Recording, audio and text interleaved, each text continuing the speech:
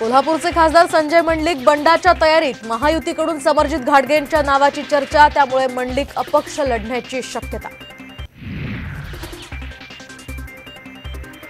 अमरावतीतून नवनीत राणा भाजपच्या कमळ या चिन्हावर निवडणूक लढणार, सूत्रांची माहिती। तर रवी राणा फडणवीस भेटीनंतर घडामोडींना वेग।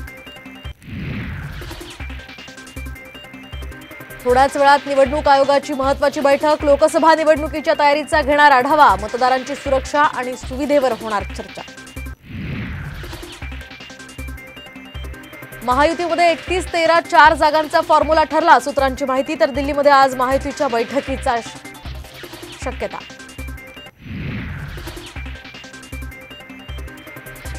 जागा वाटपाबाबत आज महाविकास आघाडीची बैठक। बैठकीचं वंचितला निमंत्रण नाही, 6 जागांचा तिढा कायम, सूत्रांची माहिती।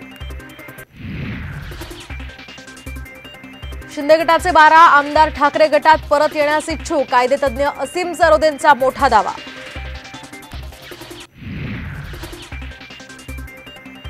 काँग्रेसचे आमदार राजू पारवेंनी घेतली फडणवीसांची भेट। दोघांमध्ये अर्धा तास चर्चा। तर पारवे महायुतीच्या वाटेवर असल्याच्या चर्चांना उधाण।